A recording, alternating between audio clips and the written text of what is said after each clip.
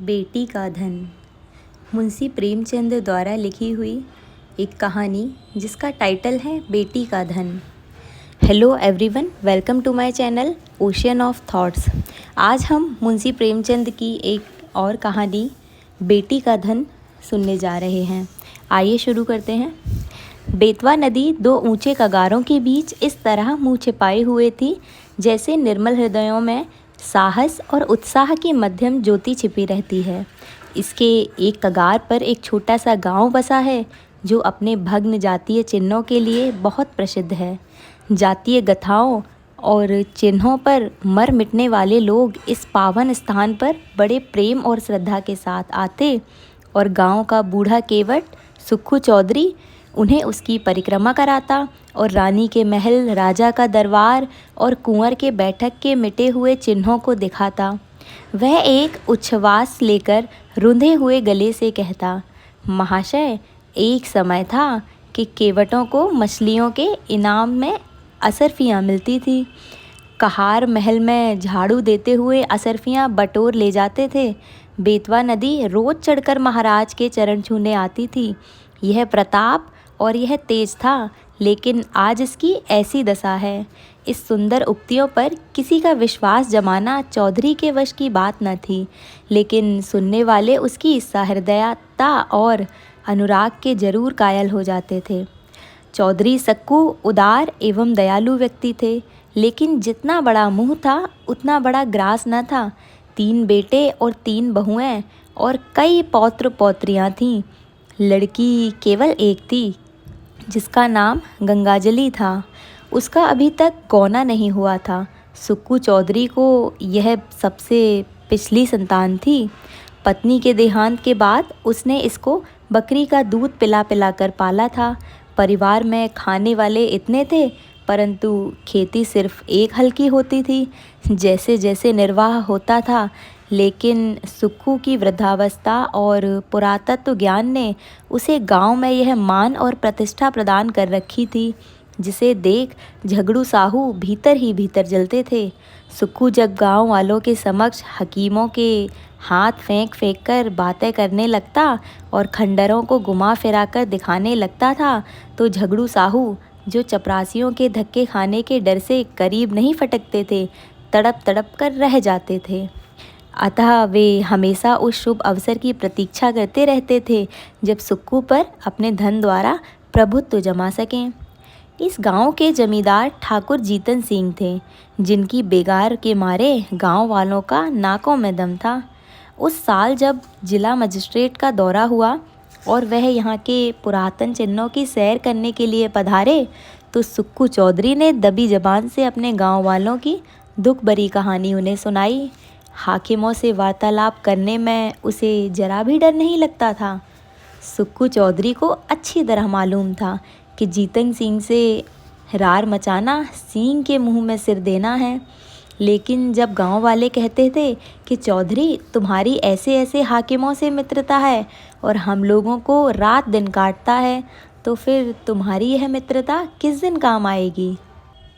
तब सुक्कू का मिजाज 7वें आसमान पर चढ़ जाता था।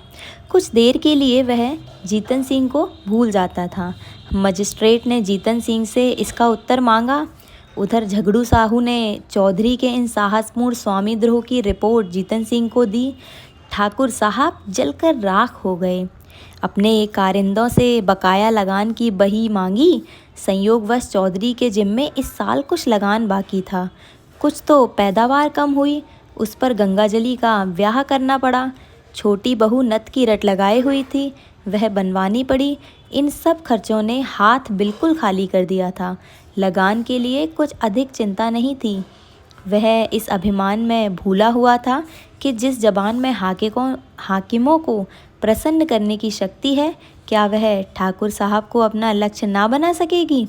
सुक्कू चौधरी इधर तो अपने गर्व में निश्चिंत थे और उधर उस पर बकाया लगान की नालिश ठुक गई। सम्मन आ पहुंचा। दूसरे दिन पेशी की तारीख पड़ गई। चौधरी को अपना जादू चलाने का अवसर न मिला। जिन लोगों के बढ़ावे में आकर सुक्कू ने ठाकुर साहब से छेड़छाड़ की थी, उनका दर्शन मिलना दुर्लभ हो गया। ठाकुर साहब के सहने और प्यादे गांव में चील की तरह मंडराने लगे। उनके भय से किसी को चौधरी की परछाई काटने का साहस ना होता था। कचहरी वहाँ से 3 मील दूर थी। बरसात के दिन थे, रास्ते में ठौर ठौर पानी, उमड़ी हुई नदियाँ, कच्चा रास्ता, बैलगाड़ी का निबाह नहीं, पैरों में बल नहीं, अतः अदम पैरवी में मुकदमा एक तरफा फैसला हो गया। कुर्की का नोटिस पहुंचा तो सुक्कू के हाथ पांव फूल गए, सारी चतुराई भूल गई। चुपचाप अपनी खाट पर पड़ा पड़ा नदी की ओर ताकता और अपने मन में कहता, क्या मेरे जीते जी घर मिट्टी में मिल जाएगा? मेरी इन बैलों की सुंदर जोड़ी के गले में आह, क्या दूसरों का जुआ पड़ेगा? यह सोचते सोचते उसकी आंखें भर आतीं। यह बैलों से लिपटकर रोने लगा, लेकिन बैलों की आंखों से क्या आंसू जारी था? वे मान में मुंह क्यों नहीं डालते थे? क्या उनके हृदय पर भी अपने स्वामी के दुख की चोट पहुंच रही थी? फिर वह अपने झोपड़े को विकल नयनों से निहार कर देखता और मन में सोचता, क्या हमको इस घर से निकलना पड़ेगा? यह हमारे पूर्वजों की निशानी क्या हमारे जीते जी छिन जाएगी? कुछ लोग परीक्षा में दृढ़ रहते हैं और कुछ लोग इसकी हल्की आंच भी नहीं सह सकते। सुक्कू अपनी खाट पर उदास पड़ा घंटों अपने कुलदेव महावीर और महादेव को मनाया करता और उनका गुणगान गाया करता। उसकी चिंतादग्ध आत्मा को और कोई सहारा न था। इसमें कोई संदेह नहीं था कि सुक्कू चौधरी की 3 बहुओं के पास गहने थे, लेकिन स्त्री का गहना ऊख का रस है जो पेरने से ही निकलता है। चौधरी जाति का ओछा कदाचित यह नीच विचार उसके हृदय में उत्पन्न ही नहीं हुआ था, लेकिन तीनों बेटे यदि जरा भी बुद्धि से काम लेते तो बूढ़े चौधरी को देवताओं की शरण लेने की आवश्यकता ना होती। लेकिन यहाँ तो बात ही निराली थी। बड़े बेटे को घाट के काम से फुर्सत ना थी, बाकी 2 बेटे इस जटिल प्रश्न को विचित्र रूप से हल करने के मंसूबे बांध रहे थे। मंझले झींगुर ने मुंह बनाकर कहा, इस गांव में क्या धरा है? जहां ही कमाऊंगा वहीं खाऊंगा, पर जीतन सिंह की मूछें एक एक करके चुन लूँगा। छोटे फक्कड़ ऐंठ कर बोले, मूछें तुम चुन लेना, नाक में उड़ा दूंगा, नकटा बना घूमेगा। यह कहकर दोनों खूब हंसे और मछली मारने चल दिए। इसी गांव में एक बूढ़े ब्राह्मण भी रहते थे। मंदिर में पूजा करते और नित्य अपने यजमानों को दर्शन देने नदी पर जाते, लेकिन खेवे के पैसे न देते। तीसरे दिन वह जमींदारों के गुप्तचरों की आंख बचाकर सुक्कू चौधरी के पास आए और सहानुभूति के स्वर में बोले, चौधरी, कल ही तक मियाद है और तुम अभी तक पड़े पड़े सो रहे हो। क्यों नहीं घर की चीज़ ढूंढ ढांढ कर किसी और जगह भेज देते? ऐसा ना हो कि समधियाने पटवा दो, जो कुछ बच रहे वही सही, घर की मिट्टी खोद कर थोड़े ही कोई ले जाएगा। पंडित जी की बात सुनकर चौधरी आकाश की ओर निहार कर बोला, जो कुछ उसकी इच्छा है वह तो होकर रहेगा, मुझसे यह जाल ना होगा। इधर कई दिन की निरंतर भक्ति और उपासना के कारण चौधरी का मन शुद्ध और पवित्र हो गया था। उसे छल प्रपंच से घृणा हो गई थी। पंडित जी जो इस काम में सिद्धस्थ थे, लज्जित होकर वहाँ से चले गए। लेकिन चौधरी के घर के अन्य लोगों को ईश्वर की इच्छा पर इतना भरोसा नहीं था। धीरे धीरे घर के बर्तन भाड़े खिसकाए जाते थे। अनाज का एक दाना भी घर में ना रहने पाया। रात को नाव लदी हुई जाती और उधर से खाली लौटती आती। 3 दिन तक घर में चूल्हा न जला। बूढ़े चौधरी के मुंह में अन्न की कौन कहे, पानी की एक बूंद भी ना पड़ी। स्त्रियां भाड़ से चने भुनाकर चबाती और लड़के मछलियां भून भून कर उड़ाते। किंतु बूढ़े की इस एकादशी में यदि कोई शरीक था तो वह उसकी बेटी गंगाजली। यह बेचारी अपने बूढ़े बाप को चारपाई पर निर्जल छटपटाते देख बिलक बिलक कर रोती। लड़कों को माता पिता से वह प्रेम नहीं था जो लड़कियों को होता है। गंगाजली इसी सोच विचार में मग्न रहती कि बाबा की किस प्रकार सहायता करूं। यदि हम सब भाई बहन मिलकर ठाकुर जीतन सिंह के पास जाकर दया भिक्षा की प्रार्थना करें तो वे अवश्य मान जाएंगे, लेकिन बाबा को कब यह स्वीकार होगा? वह यदि एक दिन बड़े साहब के पाल चले जाएं तो सब कुछ बात की बात में बन जाए, लेकिन उनकी तो जैसे बुद्धि ही मारी गई है। इसी उधेड़बुन में उसे एक उपाय सूझ पड़ा। कुम्हलाया हुआ मुखारविंद खिल उठा। वह पिता के पास गई और जाकर उनकी खाट के पास खड़ी हो गई।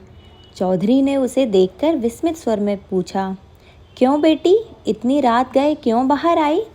गंगाजली बोली, बाहर रहना तो भाग्य में लिखा है, घर में कैसे रहूं? चौधरी सुक्कू ने जोर से हाँक लगाई। कहाँ गए तुम कृष्णा मुरारी, मेरे दुख हरो? गंगाजली खाट पर बैठ गई और धीरे से बोली, भजन गाते तो आज 3 दिन हो गए। घर बचाने का भी कुछ उपाय सोचा कि इसे यूं ही मिट्टी में मिला दोगे? हम लोगों को क्या पेड़ के नीचे रखोगे? सुक्कू ने व्यथित स्वर में कहा, बेटी, मुझे तो कोई उपाय नहीं सूझता। भगवान जो चाहेंगे वही होगा। बेग चलो गिरधर गोपाल, काहे विलंब करो। गंगाजली बोली, मैंने एक उपाय सोचा है, कहो तो बताऊं? चौधरी ने पूछा, कौन सा उपाय है बेटी? गंगाजली बोली, मेरे गहने झगड़ू साहू के यहाँ गिरवी रख दो, मैंने हिसाब लगा लिया है, देने भर के रुपए हो जाएंगे। चौधरी ने ठंडी सांस लेकर कहा, बेटी, तुम्हें मुझसे यह बात कहते लज्जा नहीं आती? वेद शास्त्र में मुझे तुम्हारे गांव के कुएं का पानी पीना भी मना है, तुम्हारी ड्योढ़ी में भी पैर रखने का निषेध है। क्या तुम मुझे नरक में ढकेलना चाहती हो? गंगाजली उत्तर देने के लिए पहले से ही तैयार थी। बोली, मैं अपने गहने तुम्हें दिए थोड़े ही देती हूँ, इस समय लेकर काम चलाओ, चैत में छुड़ा देना। चौधरी ने कड़क कर कहा, यह मुझसे ना होगा। गंगाजली उत्तेजित होकर बोली, अगर तुमसे यह ना होगा तो मैं अपने आप ही जाऊंगी, मुझसे घर की यह दुर्दशा नहीं देखी जाती। चौधरी ने झुंझलाकर कहा, बिरादरी में कौन मुंह दिखाएगा? गंगाजली चिढ़कर बोली, बिरादरी में कौन ढिढोरा पीटने जाता है? चौधरी ने कहा, जग हंसाई के लिए मैं अपना धर्म नहीं बिगाड़ूंगा। गंगाजली बिगड़ कर बोली, अगर तुमने मेरी बात नहीं मानी तो तुम्हारे ऊपर मेरी हत्या पड़ेगी, मैं आज ही इस बेतवा नदी में कूद पड़ूंगी। तुमसे चाहे घर में आग लगाते देखा जाए, लेकिन मुझसे तो नहीं देखा जाता। तब चौधरी ने ठंडी सांस लेकर कातर स्वर में कहा, बेटी, मेरा धर्म नाश मत करो, यदि ऐसा ही है तो अपनी किसी भावच के गहने मंगा कर लाओ। गंगाजली ने गंभीर स्वर में कहा, भावजों से कौन अपना मुंह नोचवाने जाएगा? अगर उनको चिंता होती तो क्या मुंह में दही जमाता, कहती नहीं।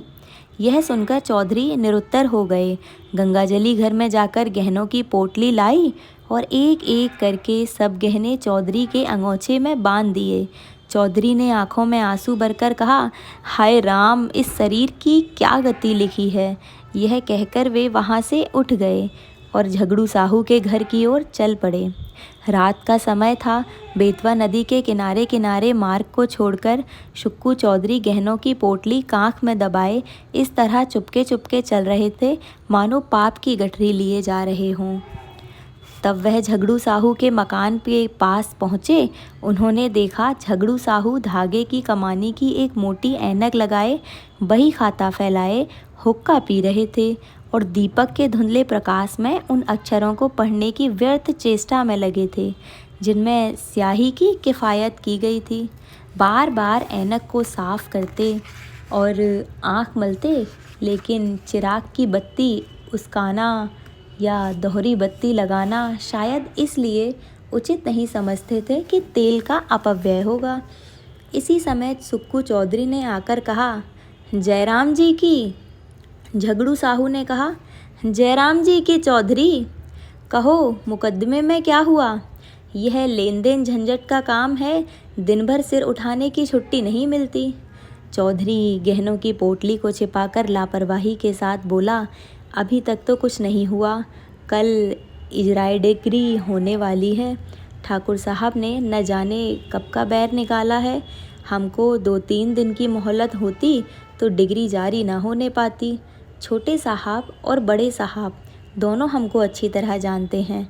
अभी इस साल मैंने उनसे नदी किनारे घंटों बातें की, लेकिन एक तो बरसात के दिन, दूसरे एक दिन भी मोहलत नहीं, क्या करता। इस समय मुझे रुपयों की चिंता है। झगड़ू साहू ने विस्मित होकर पूछा, तुमको रुपयों की चिंता?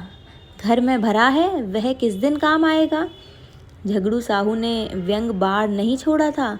वास्तव में उन्हें और सारे गांव पर विश्वास था कि चौधरी के घर में लक्ष्मी महारानी का अखंड राज्य है। चौधरी का रंग बदलने लगा। बोले, साहू जी, रुपया होता तो किस बात की चिंता थी? तुमसे कौन छिपाव है? आज 3 दिन से घर में चूल्हा नहीं जला, रोना पीटना पड़ा है। अब तो तुम्हारे बसाए बसूंगा। ठाकुर साहब ने तो उजाड़ने में कोई कसर न छोड़ी। झगड़ू साहू ठाकुर जीतन सिंह को खुश रखना चाहते थे, पर साथ ही चौधरी को भी नाखुश करना मंजूर न था। यदि सूद दर सूद छोड़कर मूल तथा ब्याज सहज वसूल हो जाए तो उन्हें चौधरी पर मुफ्त का एहसान लादने में कोई आपत्ति न थी। यदि चौधरी के अफसरों की जान पहचान के कारण साहू जी का टैक्स से गला छूट जाए तो अनेकों उपाय करने, अलहकारों की मुट्ठी गर्म करने पर भी नित्य प्रति उनके तौंद की तरफ बढ़ता ही जा रहा था। तो क्या पूछना? बोले, क्या कहे चौधरी जी, खर्च के मारे आजकल हम भी परेशान हैं। लहने वसूल नहीं होते, टैक्स का रुपया देना पड़ा, हाथ बिल्कुल खाली हो गया है। तुम्हें कितना रुपया चाहिए? चौधरी ने कहा, 100 रुपये की डिग्री है, खर्च वर्च मिलाकर 200 के लगभग समझो। झगड़ू साहू ने अब अपना दाव खोला। पूछा, तुम्हारे लड़के ने तुम्हारी कुछ भी मदद नहीं की? वे भी तो कुछ ना कुछ कमाते ही होंगे। साहू जी का यह निशाना ठीक पड़ा। लड़कों ने लापरवाही से चौधरी के मन में जो कुत्सिल भाव भरे थे वह सजीव हो गए। बोले, भाई, अगर लड़के किसी काम के होते तो यह दिन क्यों देखना पड़ता? उन्हें तो अपने भोग विलास से मतलब है। घर गृहस्थी का बोझ तो मेरे सिर पर है। मैं इसे जैसे चाहूँ संभालूँ, मेरा उनसे कोई सरोकार नहीं। मरते दम भी गला नहीं छूटता। झगड़ू ने तीसरा तीर मारा। बोला, क्या बहुओं से भी कुछ ना बन पड़ा? चौधरी ने कहा, बहू बेटे सब अपनी अपनी मौज में मस्त हैं। मैं 3 दिन तक द्वार पर भूखा प्यासा पड़ा था, मगर किसी ने एक बार भी नहीं पूछा। कहाँ की सलाह, कहाँ की बातचीत। बहुओं के पास रुपए ना हो मगर गहने तो हैं, और वे भी मेरे बनाए हुए। इस दुर्दिन के समय यदि 2-2 थान उतार देती तो क्या मैं छुड़ा ना देता? सदा यही दिन थोड़े ही रहेंगे। झगड़ू साहू समझ गए कि यह महज जबान का सौदा है, और वह जबान का सौदा भूलकर भी नहीं करते थे।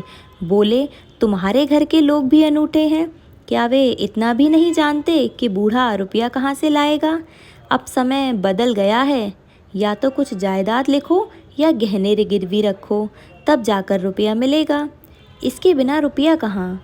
इसमें भी जायदाद में सैकड़ों बखेड़े पड़े हैं।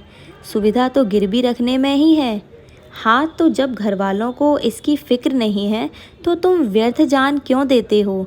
यही होगा ना कि लोग हंसेंगे, सो यह लाज कहाँ तक निभाओगे? चौधरी ने अत्यंत विनती भरे स्वर में कहा, साहू जी, यह लाज तो मारे डालती है, तुमसे क्या छिपा है। एक वह दिन था कि हमारे दादा बाबा महाराज की सवारी के साथ चलते थे, और अब एक दिन यह कि घर की दीवार तक बिकने की नौबत आ गई है। कहीं मुंह दिखाने को भी जी नहीं चाहता।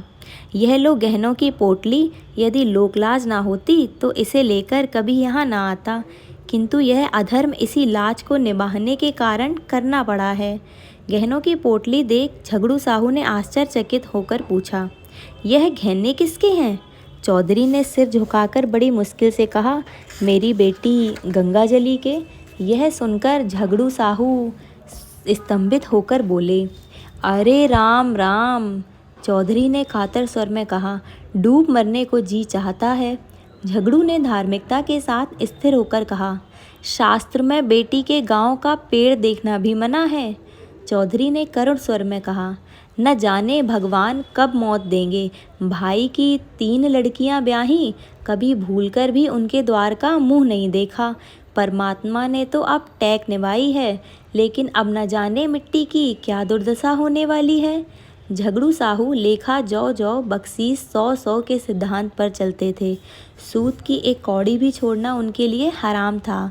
यदि एक महीने का एक दिन भी लग जाता तो पूरे महीने का सूद वसूल कर लेते। परंतु नवरात्र में नित्य दुर्गा पाठ करवाते थे। पितृपक्ष में रोज़ ब्राह्मणों को सीधा बांटते थे। बनियों की धर्म में बड़ी निष्ठा होती है।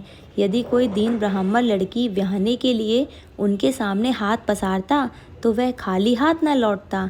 भीख मांगने वाले ब्राह्मणों को चाहे वह कितने ही सड़े मुसंडे हों, उनके दरवाजे पर फटकार नहीं सुननी पड़ती थी।